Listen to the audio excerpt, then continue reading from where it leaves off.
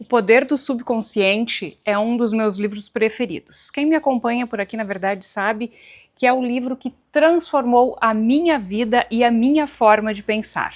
Ele foi escrito por Joseph Murphy, que era um estudioso da mente humana e era também professor e conferencista sobre o tema. E em 1963, então, este livro foi lançado, tendo sido publicado inúmeras vezes depois disso também.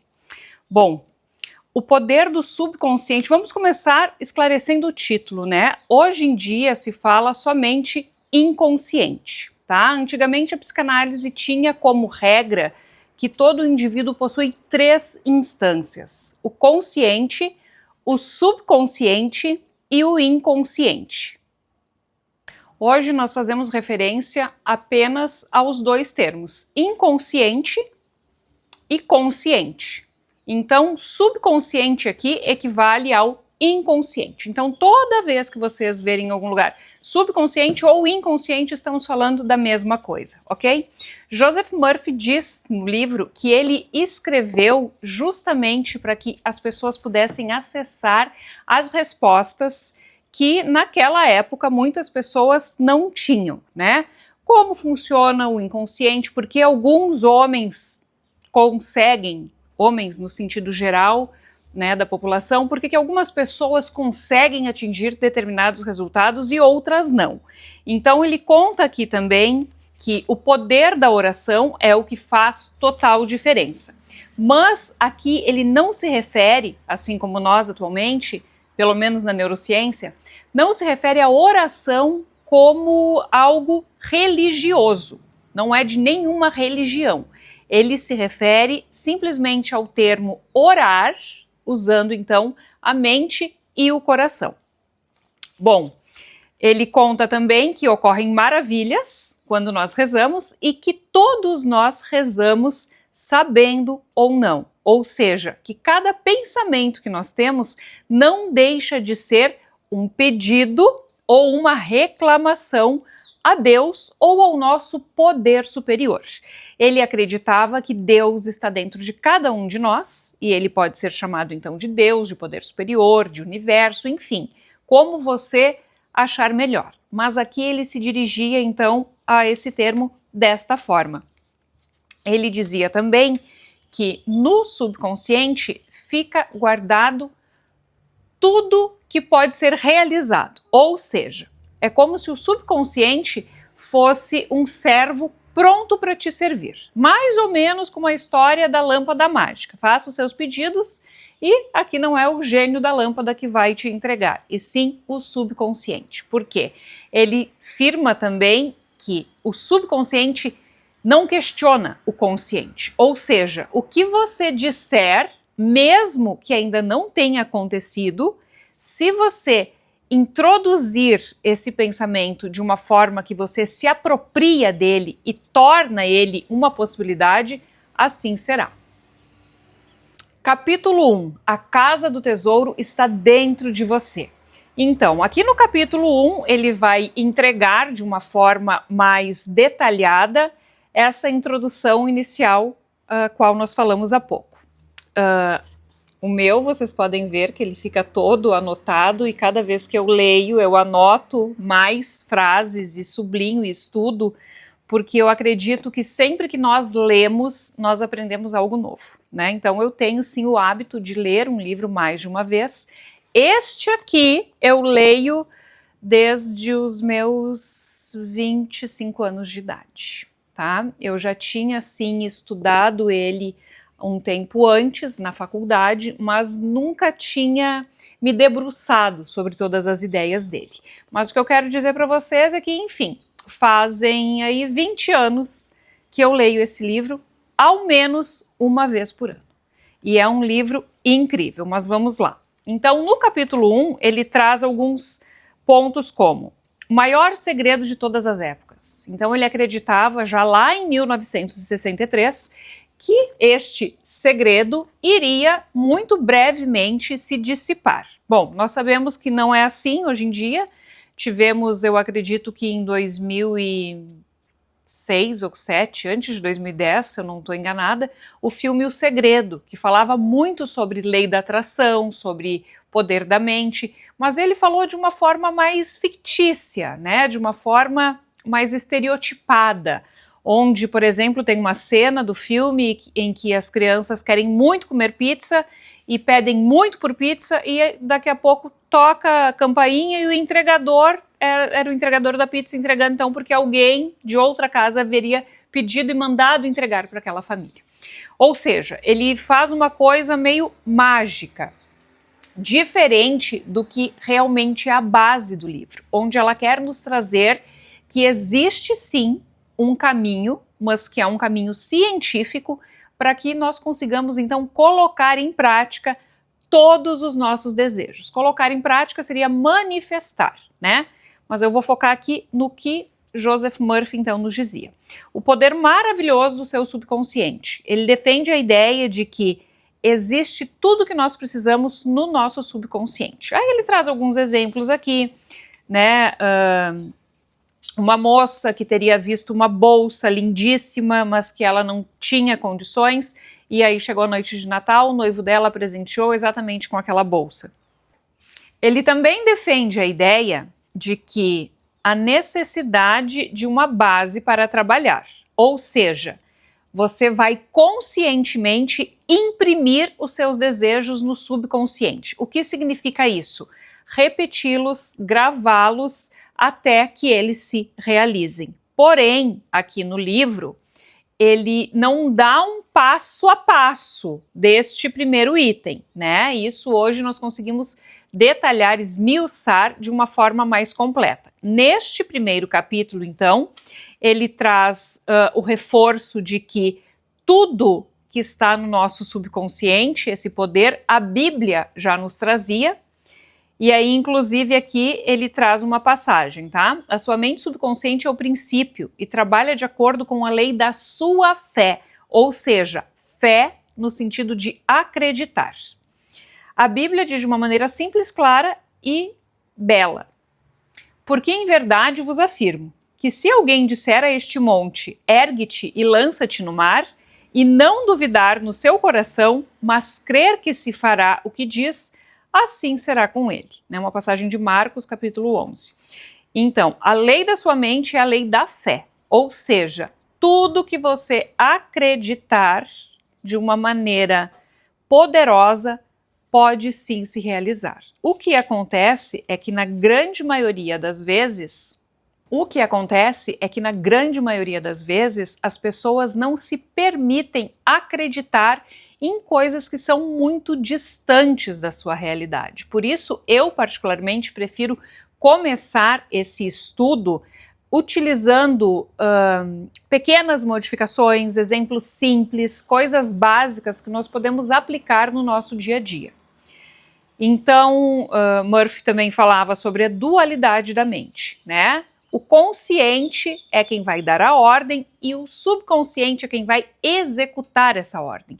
Porém, se o consciente, o comandante, não acredita que o desejo profundo possa se realizar, é assim que o seu servo subconsciente agirá. Por exemplo, ele traz alguma coisa nesse sentido. O chefe disse que a tempestade vai piorar. Então, teu subconsciente promove ações para que você se coloque num movimento de ir para algum lugar onde vai ter uma tempestade e que vai ser pior do que ela está, né? E aí muitas pessoas confundem com a lei da atração. Isso é algo que nós vamos tratar mais adiante. E a lei da atração sim existe, mas antes da lei da atração tem a lei da frequência, da polaridade e assim por diante. Esse aqui é só um rabisco inicial, é um pontinho, né, de tudo que vai ser trazido, não só aqui no livro, mas, né, durante todo o nosso estudo. Mas enfim, aqui no livro, Joseph Murphy também traz a questão do rezar cientificamente. E essa é uma das partes da qual eu mais amo. É uma das partes da qual mais foi difícil também que eu conseguisse executar. Mas sim, eu já consegui executá-la e mais de uma vez e obtive resultados que, diante dos olhos dos homens, seriam impossíveis. Impossíveis. Então, sim. Na Bíblia já dizia, próprio Jesus Cristo já dizia, né, quando as pessoas que ele curava corriam atrás dele para agradecer e até para os próprios discípulos, ele deixava claro, não fui eu quem curei, foi a sua fé, né? Então, esse livro reforça, apesar de não ter nenhum viés religioso, ele reforça muito isso, dizendo que a fé clara não tem dúvidas. Então, aqui o grande segredo do como colocar em prática, baseando-se neste pequeno conhecimento que temos aqui do primeiro capítulo somente, seria você agradecer pelo que você deseja como se você já o tivesse. Exatamente. Agradecer o que você deseja como se você já o tivesse. Por exemplo, quero muito fazer uma viagem em família, não tenho dinheiro, não sei como começar, não tenho meios. Mas enfim, né? Então eu mentalizo, eu visualizo, eu percebo, eu uso as minhas 6 habilidades mentais, que não estão descritas nesse momento, mas logo mais falaremos sobre, e eu vivo, eu sinto, eu provoco no meu corpo, inclusive de uma maneira física, a satisfação como se eu já estivesse realizando essa viagem. Só que não adianta fazer isso 2 minutos do seu dia e as outras 23 horas e 58 minutos duvidar disso, né? Seria uma ordem inversa para o seu subconsciente. Mas, de qualquer forma, o que é o importante aqui, segundo o próprio autor, é você repetir de uma forma que você se aproprie. Nas primeiras vezes, 1, 2 vezes, vai ser estranho. Porém, você precisa entender que para obter os resultados que você deseja, você precisa se tornar a pessoa que merece, que cria esses resultados, né? Então, ele traz também, de uma maneira muito detalhada, as diferenças importantes entre, né, os modos operantes, então, do subconsciente e do inconsciente, ou seja, o consciente manda e o subconsciente executa. A grosso modo seria isso, né? Se pudéssemos fazer um resumo assim desse capítulo inicial. E aqui nós temos de uma forma muito clara a técnica da inversão, que é uma técnica conhecida, reconhecida e embasada cientificamente. Que ela é muito simples, pode parecer muito boba, mas ela começa a trazer resultados muito benéficos na vida de quem as pratica. Por exemplo, nossa, que droga, bati o carro. Ao invés de pensar isso, você vai segurar aquele pensamento e se você consegue pensar após bater o carro, é porque você está bem. Então o que você faz? Muito obrigada por ter batido o carro.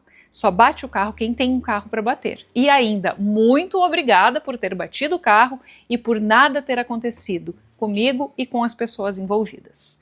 Danúbia, mas isso é positivismo tóxico. Eu já ouvi várias vezes essa fala, de várias pessoas. E eu posso garantir, não é positivismo tóxico, muitíssimo pelo contrário. É nada mais, nada menos do que nós invertermos, como o próprio nome da técnica diz, aquilo que nós estamos acostumados, habituados a fazermos ao longo de uma vida inteira. Então, no início, parece difícil. Por quê? Porque é algo novo para você. Porém, quando você consegue se apropriar do simples hábito de inverter as coisas que seriam então provocadas pela sua mente para direcionar para um lado negativo, você consegue inverter e aí você se apropria dos benefícios que isso vai trazer na sua vida.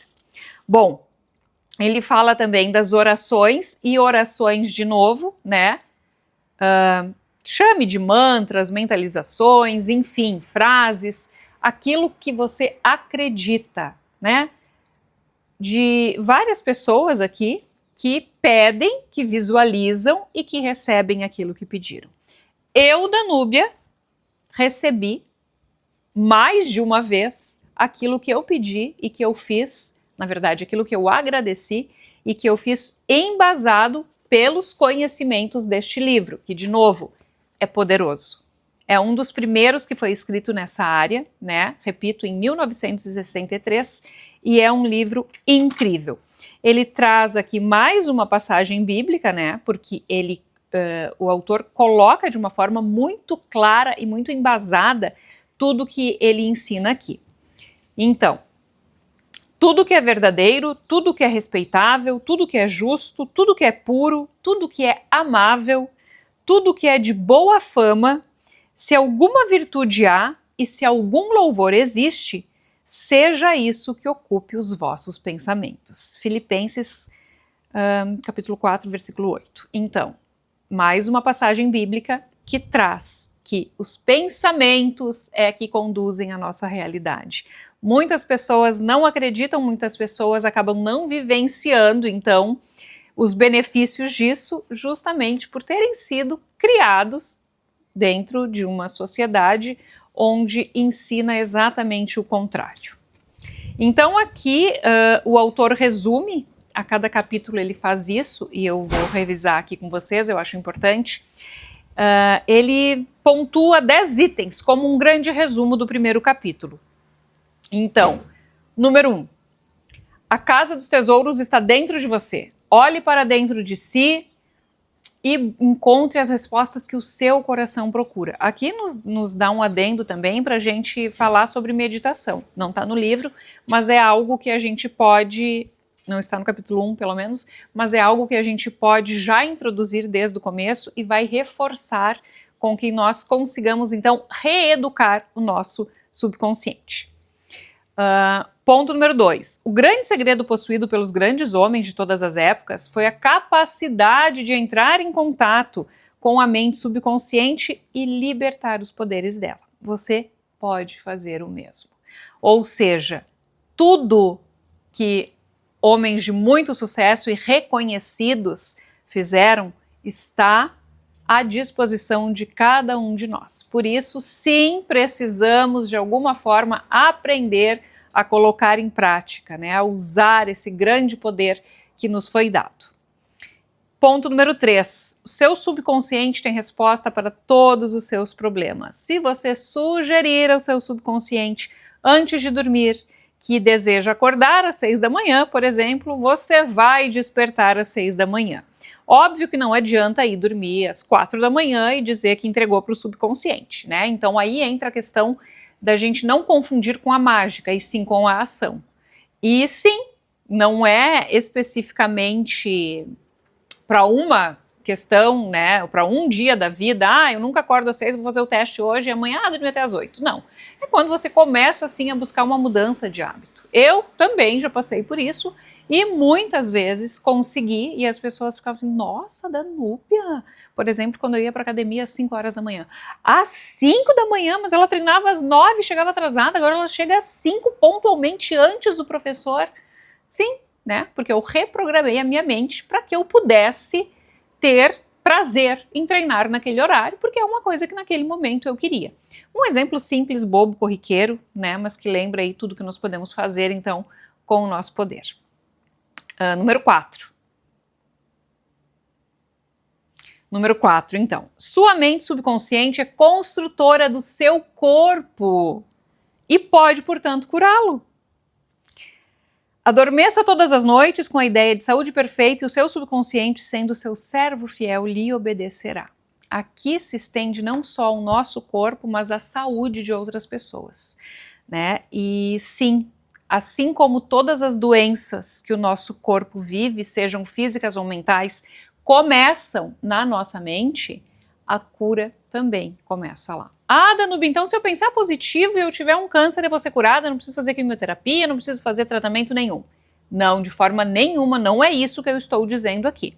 Eu estou dizendo, e vale lembrar também uma passagem bíblica que eu amo, que é a seguinte: a fé sem obras é morta. Ou seja, você tem que acreditar, mas você tem que fazer a sua parte, porque não é uma fé cega, uma fé avulsa, uma fé sem embasamento.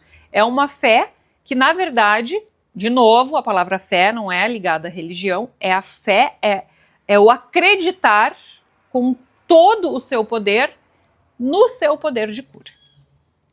O item número 5 é: cada pensamento é uma causa e cada condicionamento é um efeito. Isso é lei universal, né? A lei de causa e efeito. A lei de que eu produzo as causas e obtenho um efeito específico. Ou seja, aquele exemplo bobo, né? Se você plantar batatas, você vai colher batatas. Não existe a possibilidade de você plantar batatas e colher cebolas, né? Existe algo muito claro, muito definido de que, de novo, né, é impossível lembrar daquele dito popular, você colhe o que planta, mas é exatamente assim. No subconsciente não é diferente. O que você plantar, ou seja, a ideia que você enfatizar, que você der força, que você colocar energia, vai crescer. Se você deseja, número 6, escrever um livro ou uma peça maravilhosa ou falar em público, transmita a ideia com amor e sensibilidade à sua mente subconsciente e ela responderá de acordo. Aqui ele está fazendo mais uma vez uma alusão àquelas questões de que não existe talento que não possa ser treinado, né? Isso é algo fundamental para se obter sucesso com treinamento mental, é algo que eu gosto muito, né? E pontuo muito para as minhas clientes, para as minhas mentoradas, de que todo dom é treinável. Então não existe, mas eu não sei dançar, eu não nasci para isso. Você pode desenvolver isso, obviamente, treinando, ensaiando, mas também reeducando o seu subconsciente para que isso aconteça. Número 7. Você é como um capitão no comando de um navio. Ele deve dar as ordens certas. Da mesma forma, você deve dar as ordens certas. As ordens aqui são pensamentos e imagens ao seu subconsciente, que controla e governa todas as suas experiências. Porque sim, a nossa realidade é definida pelo nosso pensamento. Então, precisamos alinhar e de forma muito clara e pontual os pensamentos. Número 8. Essa também é incrível. Nunca use as palavras não posso ter ou não posso fazer. Sua mente subconsciente toma suas palavras ao pé da letra e cuidará para que ela não tenha o dinheiro, por exemplo, ou a habilidade para realizar o que deseja. Afirme sempre: posso fazer todas as coisas com o poder do meu subconsciente. Porque aqui existe algo muito claro. Quando você diz não posso, não consigo, não tenho, o seu cérebro está registrando isso. Então, do teu consciente vai para o inconsciente e o inconsciente entende o quê? Não posso, não quero, não consigo. Ou seja, ela está aqui me dizendo, né? Me dizendo que não quer ter. E assim ele repete. Número 9, então. A lei da vida é a lei da fé. Uma fé é um pensamento em sua mente. Não creia em coisas que o prejudiquem ou molestem. Creia no poder do seu subconsciente para curá-lo, inspirá-lo, fortalecê-lo e fazer com que prospere.